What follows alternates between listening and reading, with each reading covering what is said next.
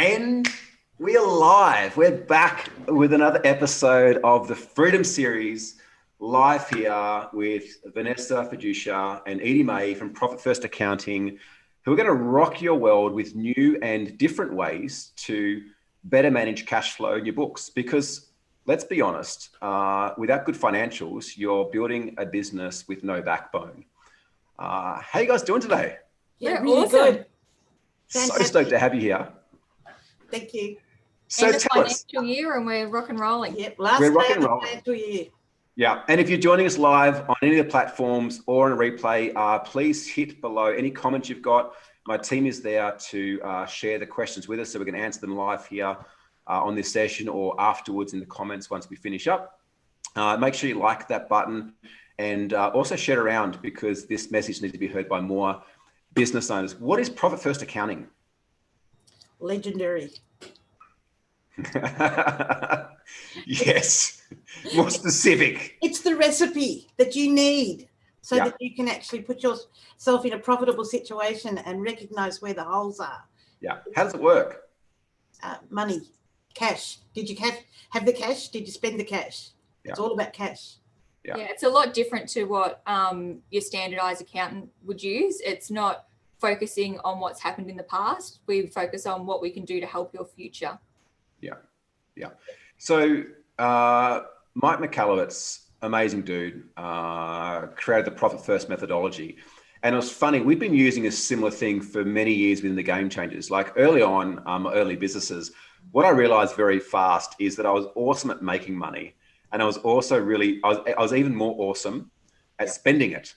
And so what that meant is that I was constantly in this false sense of somewhat security. I'm like, I just got to go make more sales and I can just spend more money.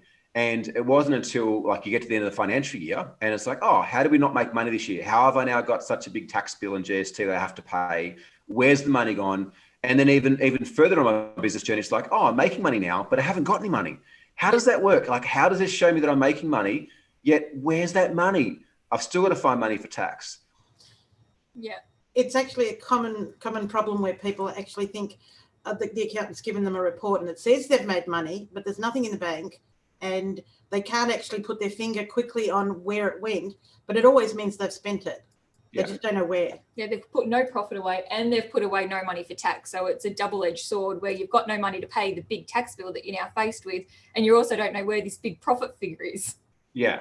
It's finances is something that eludes many business owners, let's be honest. And, even if they can look at and like read, in quote, a P&L statement, doesn't necessarily give them the accurate indicators to drive profitable growth. Because in many ways as well, like when we're looking at a P&L or we're looking at a balance sheet, we're looking at what we call a lag measure. Like it's after the fact and we can't influence it. We can't influence a month-end report or a year-end report. Like it's too late in the mix. And we actually speak about that quite a bit when we talk about KPIs in my book, The Path to Freedom, is the difference between lead measures and lag measures and understanding that if we're looking at our P&Ls monthly and making decisions to grow our business that way, we've got 12 options a year to grow our business. Yeah. Right?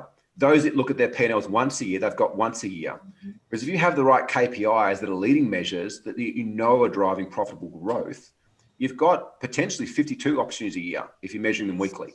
Yeah, we love weekly. And afterwards, it's too late. If you don't actually look at it, the system changed. And when I was first doing this, you would actually not need to do your stuff monthly or quarterly because the BAS we didn't have ABNs. I'm that old.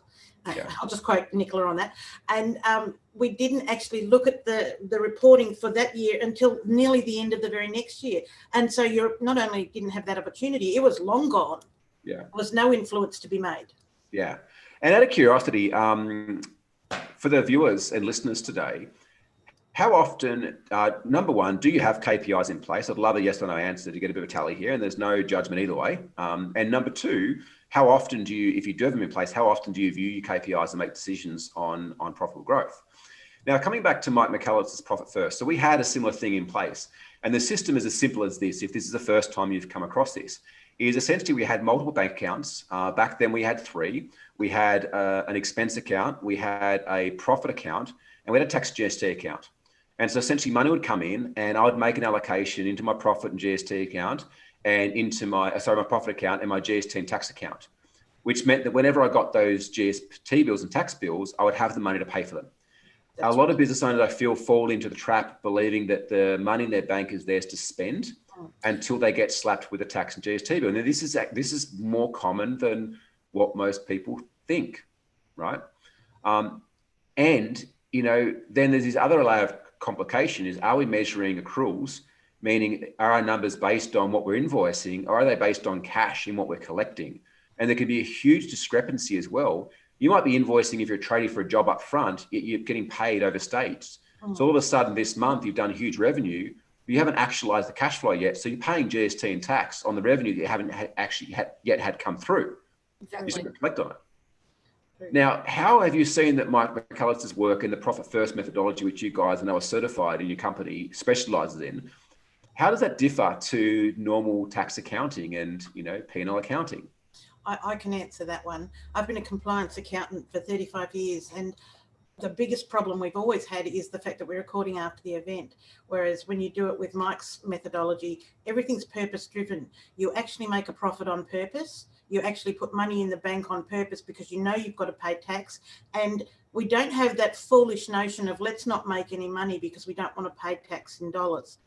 We actually want to pay $3 in tax for every $10 we get. And we want that extra $7 in our pockets to do with what we want. That's the freedom.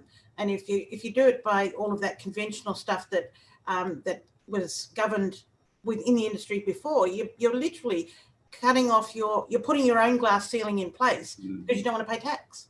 Yeah. Yeah, it's funny that's the mindset. It's like, oh, I don't want to pay tax. How can I avoid paying tax? I'll do cashies and all the rest of it.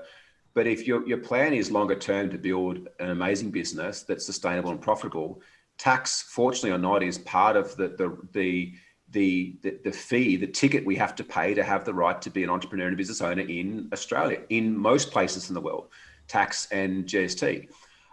If we talk, what I love the most when we found, you know, for a long time as a company, we avoided having the financial conversation with clients. We focused on growing all areas of their business outside of finances. But yet we were faced with time and time again that we were hitting limitations of what we could do for them because their accountants or bookkeepers were doing an average job. And unfortunately, the level of results that accountants can produce, or the level and standard that they are, I don't think they're as good as what they should be. And unfortunately, a lot of business owners are relying too heavily on accountants to help them grow their business. Yeah. Yet most accountants are focused on the past. They're focused on mitigating tax. They're not financial planners that are focusing on your future. Where I find the Profit First methodology was an absolute game changer is the research that went into understanding percentage allocations in those accounts. So rather than having 3, you have 5, 6, even 7 accounts, depending on how far through the methodology you go. But there's recommended percentages you should put away for owner's pay, for your profitability, for your tax and GST, for your operational expenses, depending on the actual revenue size of your current business.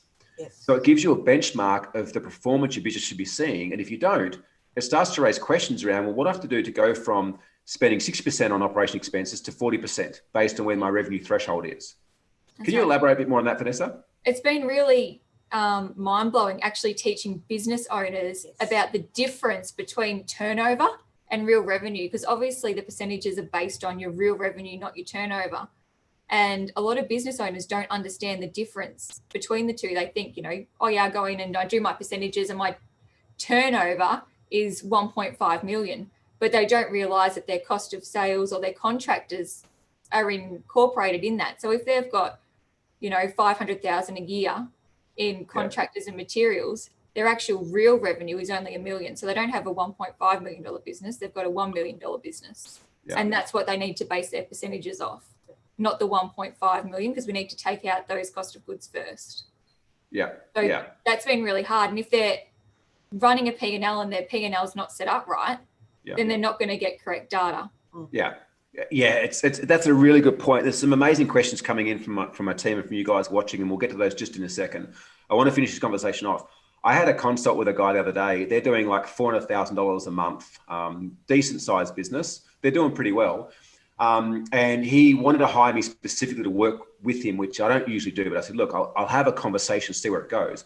The first thing I identified is that what they're tracking is not accurate. And I said, straight away, we could 2x your business just by changing what you're tracking and me teaching you how what you're tracking can influence the growth. Number one.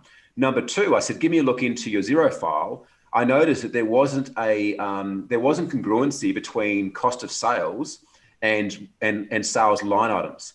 Mm-hmm. There's no way to drill down on these numbers to work out what products and services were profitable and what weren't, and what costs were associated, allocated to them. And this is something that you guys, I know you see it time and time again, and I certainly see it time and time again, people that just haven't got their books set up right because they rely on their accountants or bookkeepers to do it.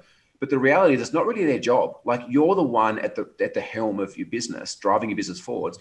You need to dictate to them what needs to be set up. Doesn't mean you need to have a degree in accountancy or study bookkeeping, but you do need to know what you're tracking, because that gives you the power to make decisions moving forward. And that's where I think, if you haven't already, like, buy Mike's book, Profit First, implement it, see you girls as well if they want to go further or have someone else do it for them. Because honestly, every single client that we've seen go through this process within 3 months has got more money in the bank than they've ever had in their whole entire business life through this. Even if you're doing well right now in terms of cash flow and profitability, you'll do better. Yes. If you're doing shit right now, like, it will be a freaking game changer, because it doesn't just change the strategy and structure, it actually changes the psychology of the way that you deal with money. And that's where I believe the bigger block is. Not the strategy, is actually the psychology of our behavior and relationship and habits with money.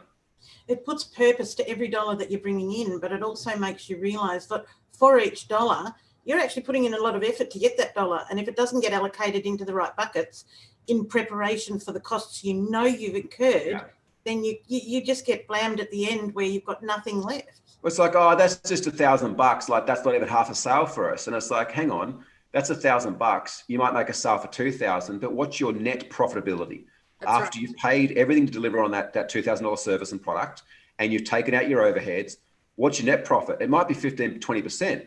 So you might be making $300 on that or $500 on that. That means you now have to make 2 sales to pay for that $1,000 thing.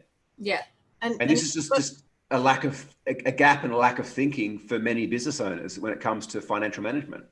And the other thing about the purposeful accounts, if you've just got a bucket of money, you see it and you think, oh, I can buy whatever it is, this luxury item that's currently on my mind, that's not going to actually drive your sales forward. It's not going to drive your efficiencies forward. But because the money's there, you think, oh, yes, I can afford that. But you can't. And it's because you don't know that you are actually doing something of a purposeful nature. You need to direct every dollar and spend it in the right way. Yeah. Absolutely. But did you have something to add? And then I want to jump into these questions that are coming through. And if you are watching right now, please make sure that you hit the like. We'd love if you want to share it. I think that more business owners need to have the right education around growing profitable, purpose-driven businesses. Yeah, we have like 80% of our businesses that come in to get us to help them with, setting up their accounts correctly and implementing Profit First. They always say, oh yeah, I want to hand it over. I want you to do it. But our favourite saying to them is, it's not our money, Ralph. You still need to understand it, because if you don't understand it, you won't appreciate it, and your dealings with money won't change. And the psychology behind the way you handle your money isn't going to change if you also don't understand what's going on. And that's the sign of a phenomenal advisor or a coach or a mentor, is someone that doesn't just do it for you.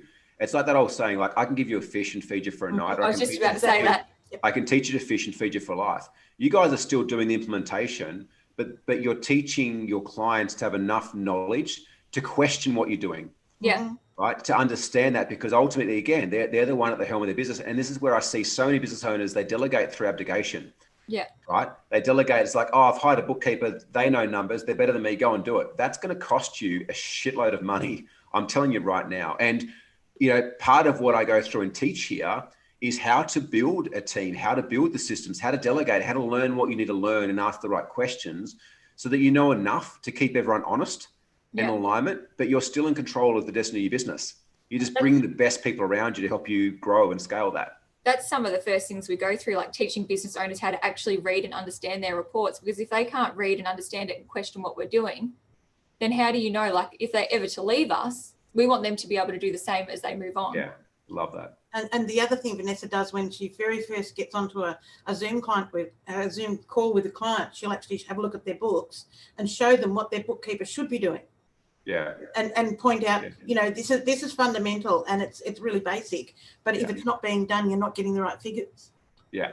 And look, this is no disrespect to any accountants or bookkeepers watching this. There is plenty of good ones out there, and times are changing. Times are changing, businesses are becoming more demanding, and it's time to kind of get with the program, and the profit first methodology will honestly change your business life. We work with a number of amazing bookkeepers and accountants out there as well, and we just do the overlay of teaching them how to do it, because some clients love their current bookkeepers and accountants and they just want us to teach them how to implement profit first for them. And it's a great achievement to be able to teach other bookkeepers and other accountants, and bring them on board and make them actually see the light. Well, because ultimately you guys are very similar to us. Is like you're helping to serve the purpose of eradicating entrepreneurial poverty. It doesn't matter whether they're necessarily clients of yours or not. If you've got a way of doing that, you can sleep better at night time knowing you've made a difference. So I want to jump into a couple of questions. If you're watching, let us know that you're loving it by hitting the love or the like button and put your questions below. My team will feed them through. So Phil from Melbourne, if I want to save on costs, what are examples of systems or processes that can be delegated or automated? Who can I trust to help me on that? One thing that I've done recently is I hired a VA. Yes, you did. It was one of the most amazing things that I've ever done. I don't know how I've lived without her. And she now does all of my email management. She writes SOPs. So my staff or our team here at Profit First are creating a whole bunch of standard operating procedures within our business. And they will send all of our Looms and Zoom meetings that we record through to SES. And then she'll write a procedure on it. So instead of us sitting in the office spending hours writing procedures, we've now got a team member doing that for us. Yeah. And so it's obviously saving us time and money, not needing to do that in-house. Yeah. I love that. And if you're curious to find out more about VAs or virtual assistants, I'll have Rafi put a link to Alchemy Outsourcing, who we highly recommend to provide VAs for businesses as well. It's something that we're heavily involved in, obviously help our clients a lot to find and train the right VAs. Now, you mentioned something interesting there, is that they create the SOPs for you. And that is something that we teach heavily in the Game Changers program and also through the book, is how you can have your whole entire business systemized without you having to be the one that does that as the business owner. And that is a game changer. So what you're saying is hiring a VA obviously reduces staff costs. Yeah. But they are phenomenally skilled as well. Oh my God. I'll just say that during this call, I've had this delivered on my desk. Edie and I haven't looked over it, but it's a full SOP. Yeah. That's something one of our team have just brought it into us. So we don't do any of that sort of stuff anymore, which is great for us. Something that we always took on board ourselves, we no longer do. Yeah. One of the things I wanted to add, Barry, is the app stack. I know that we've learned about this within some of your teachings with some of the wonderful experts you've brought in, but the app stack for us meant that we could actually show our clients some of the things that we can actually, that we've adapted in our business that would streamline the process for them as well, such as, I'll just throw you some names, but they're not all suitable for everybody, but Practice Ignition for us actually does our letters of engagement, and they come out looking really pretty with a brochure, but it also does all of the monetary management. So the debt collection side of it is all managed by this particular app. There are others like Zapier and Zoho Forms and all of these different things that you can do. And Vanessa mentioned Loom, which is just a recording device so that you can actually do your whatever you're doing anyway and record it. And then, like she said, hand it to Cess and Cess will turn it into a process. Yeah. So many different bits of technology that you can put in play to get the end result of cutting your costs and bringing your professionalism up. Yeah. There's a couple of things too, Phil, and for everyone else watching, I'll say as well. There's actually a couple of questions of what you've asked. First of all is like saving on costs. I'd say for what purpose? Sometimes business owners can get far too focused on saving costs as they stop looking at growth. Now, there's only so far that you can shrink down your, there's only so much you can negotiate cost of sales in terms of product and labor hire. And there's only so much you can reduce expenses before you just have to generate more revenue. So that's one question is like, maybe how can I generate more revenue or more profitability out of my current model? And I see time and time again, business owners that are undervaluing themselves and not charging what they're worth because they think that they'll lose business. And that's something that we often advise with many clients that start up, is that they're too cheap. It doesn't matter what the competition's doing. If you're better at it, or you've got a tighter niche, you're an expert, you can provide better service or quality, like you should charge for that, something that you feel, is equivalent to the value and service you're offering, but yet many are undercharging. The second one is around systems and processes, delegate, automate. Well, hire a decent VA and teach them the system for writing systems, which is one thing that we give away as part of the book. Once you've taught them the system for writing systems, they know how to systemize your business. Then it's a matter of just pointing them in the direction of getting something done, showing them through it once, and they have the process of how to go and actually create the SOPs for that, implement them. Like Vanessa said, she just sat there and someone rocked up and said, oh, hey, here's a system. And that would be written in the same way that all the other systems are written, because you've taught them how to do that. Yeah. So that's not just a VA or virtual assistant. Any staff member should be going through the process. And the way that you trust them is, well, you allow them to do it and realize that they're going to make mistakes. They're going to screw things up.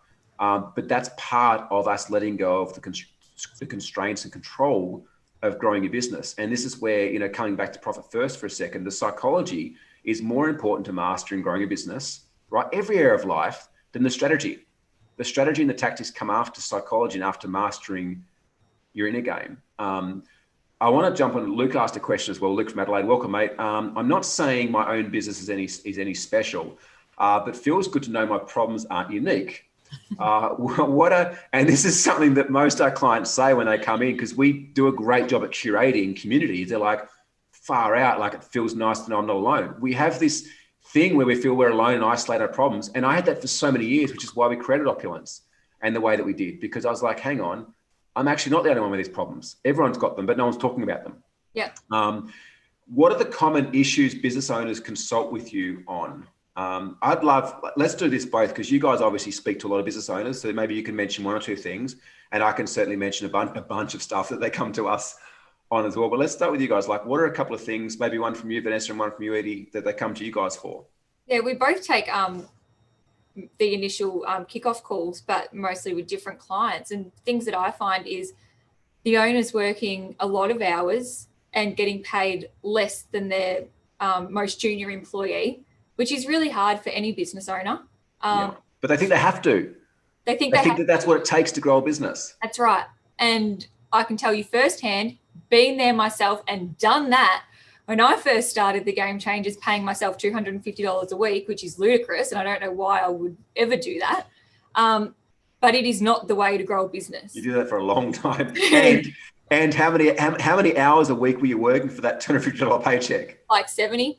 We laugh about it now, but yeah, but I know I was not laughing at the time. No. I was certainly rocking under my desk at the time. Yeah. Sleeping sometimes too, I heard. Yeah. That would be the number one biggest issue. And the fact that they can't read reports, and when they get a report, they don't know what to do with it. They don't understand what's being put in front of them, and they sign it without actually knowing the full implications of what they're signing. Because it's delegation or abdication. It's like, it's a problem. It hurts. Just fix it for me. I don't care what it is. Just, you can fix it. That's right. And part of fixing it is like, no, first we need to help you to understand what the problem actually is, where we're going, so that you're on the journey with us to get there. Yeah. Awesome.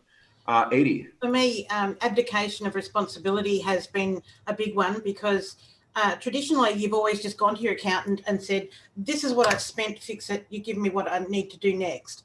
And I've spent a lot of time with my clients actually going through why they spend what they do, and it nearly always comes back to, let's reduce tax. Like, I'm a big fan of a $10,000 car does the same thing as a $70,000 car.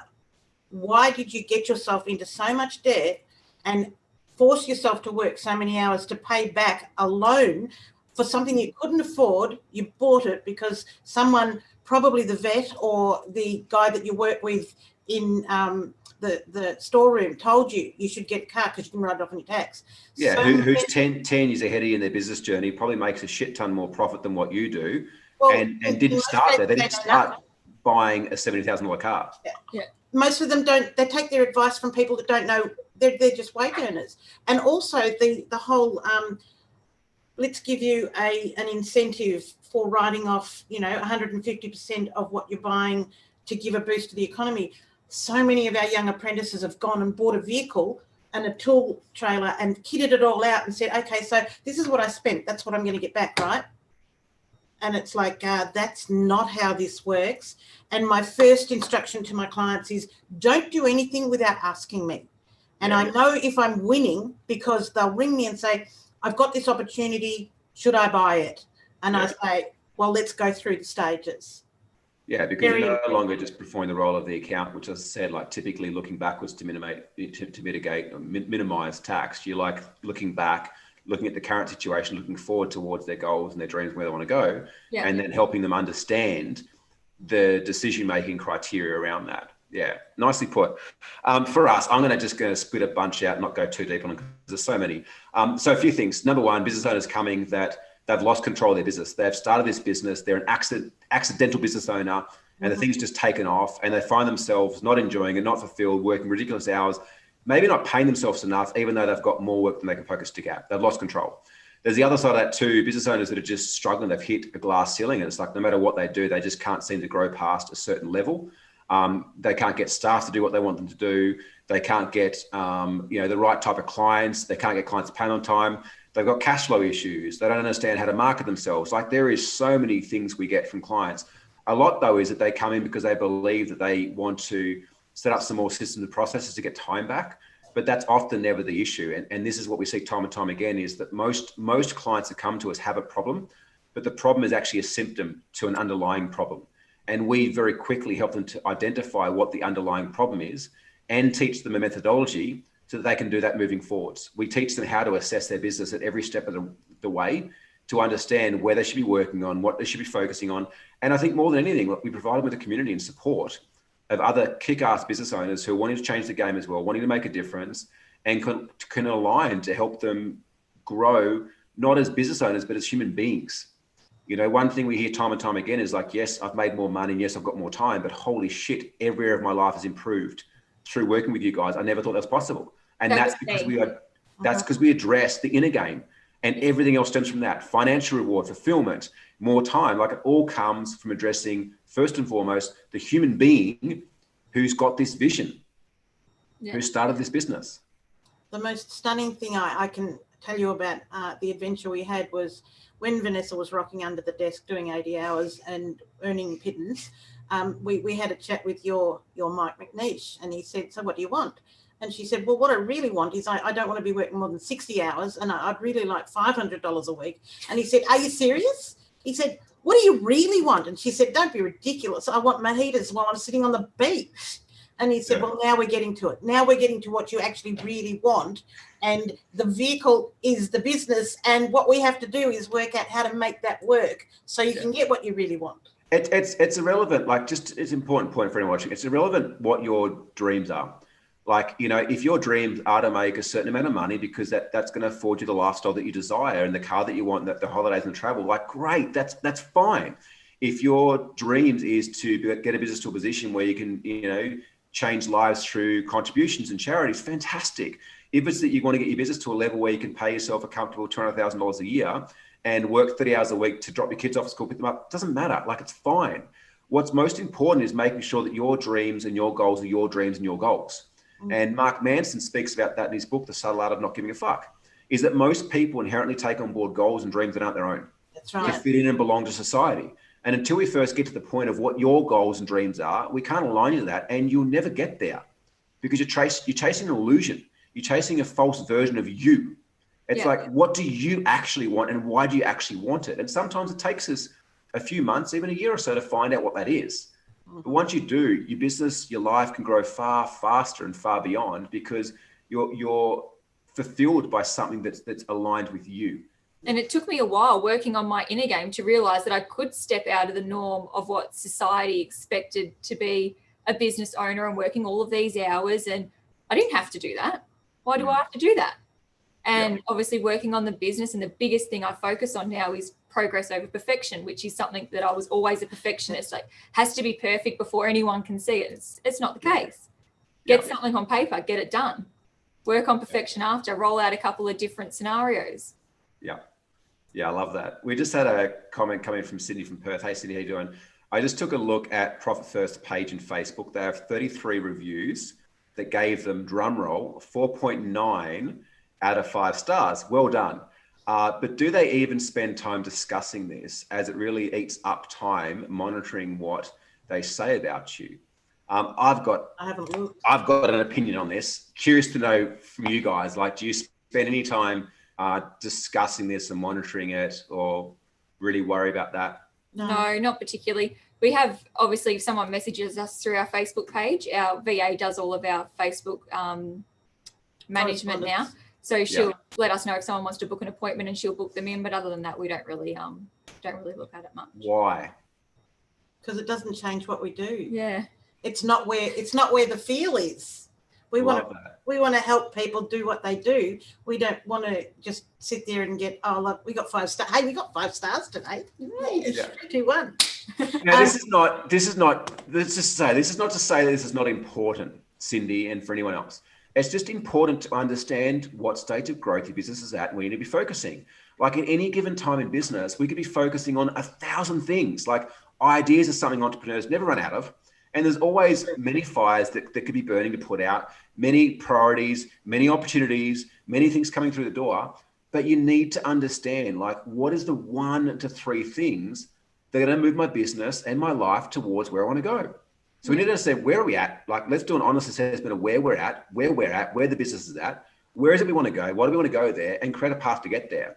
Now, monitoring reviews and commenting and using that as a marketing strategy might be an important point for where you're at. For you girls, it's not, because I know that you get an abundance of clients. Like, clients and finding clients is one thing you've never worried about since you've switched to this model, and you've really doubled down. That's number 1. Number 2, what makes that work is, Edie, as you so beautifully said, your dedication and commitment to serving your clients. That's the most important thing. And you don't need to wait for a lag measure, being a review on Facebook, to know whether you've served your clients, because you're taking leading measures every day and every week to know that you are serving your clients. Yeah. Right? That is probably a little bit too late when it turns up on Facebook, like your 1 star. It's like, how do we miss that? That shows me that you have good systems and processes in place, and you've got a good pulse. You got your finger in your pulse of where your clients are at. So I guess, just to kind of clarify, it's not to say that's not important and you shouldn't do that. It is important and you should do that. It's just a matter of, when do you do that? I think when we've got the mojitos on the beach. We have other systems as well in place, just to make sure that our clients are happy and that we haven't left anything out. We just send a follow-up email after every single consult. Yeah. Just to make sure. So we're very in touch with all of our clients. So we're very, very rarely checking social media for that sort of feedback. And in this version of Profit First Accounting, we're quite new, but we've actually been in business a long time, and I've still got clients with me that I got 30 years ago. So we don't just have... Now you're showing your age, Edie. The flash. I didn't tell you how much it really was. But, the flash in... I was before ABNs, all right? The flash in the pan clients, like, sometimes you do get clients that don't like to stay with you, because I used to take that personally, but I found that people have got restless feet. There's probably 20% of a client base for anybody that won't stay because they're restless. It's not you. But I still have many of my long-term clients. Yeah, I love that. And what I'm hearing is just the commitment that you guys have to serve your clients. And I guess I want to speak into that a little bit. You know, like, any of you that have been watching a few of the live streams, like, you'll notice there is a common theme amongst the guests that we have on, and that is a commitment to serving humanity and making things better. You know, the world's been through some pretty tough times over the last 6 months, and I don't feel that we're at the end of what's to come for the rest of this year at all. And for me, I guess writing a book wasn't for my own gain, and it certainly wasn't something that was comfortable to me with my learning difficulties, but it was something that I felt was important, because now more than ever, business owners need to have the steps and the psychology to build profitable businesses that can work without them. Because until you get to that stage, you have a job. And the issue with that is that going through this pandemic, if you didn't have a business that had good cash flow or good clientele, a number of things, like, a lot of businesses went out, like, and fell over, a lot of businesses. And that hurts my heart. That hurts my heart. We're never going to be able to serve all of them at the Game Changers, nor do we want to. Like, we're very specific on who we serve. But in saying that, like, we wanted a way to help much more, like, many more business owners to get the right advice.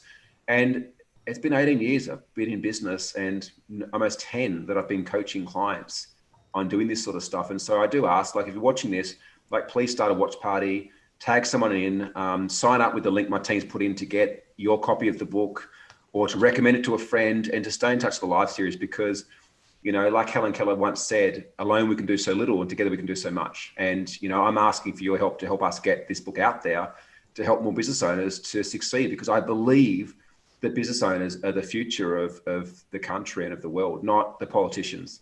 You know, I think that a lot of what's happening, there's political aspects that are being ran, and that's a conversation for another day and a very hot topic, I know, for many. But I honestly do believe that entrepreneurs, we have the ability to make decisions that change people's lives in a powerful way. And I think that if you've watched a few of these series, you'll see there's a common theme in that as well. So please help us, like, start a watch party, share it, and put all your comments and questions in as well, so we can get back and answer you guys too. What do you think, in your time in business and everything you've been through, like, what do you think has been one core thing that you've learned that has really made a significant difference? Like, I know there's been many, but what's something that you see as like a pivotal point for each of your journeys individually in getting to where you are right now, which is, you know, you guys have got a phenomenal business. You do an amazing job of serving your clients. You are making a big difference. Vanessa, I know you're working a lot less than what you were now, paying yourself a lot more. Like, there's been a huge shift in the last sort of 18 months or so, and Edie, for you too. What's been one core thing, Vanessa, maybe for you first, that you feel has made a big difference in your business journey?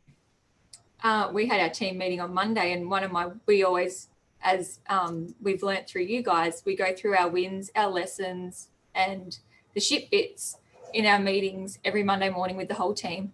And my big win last week was the fact that I only worked 31 hours. So half, even less than half than what I was working before. And I learned to delegate. My team rocked it last week. And they barely called on me unless they needed me really urgently.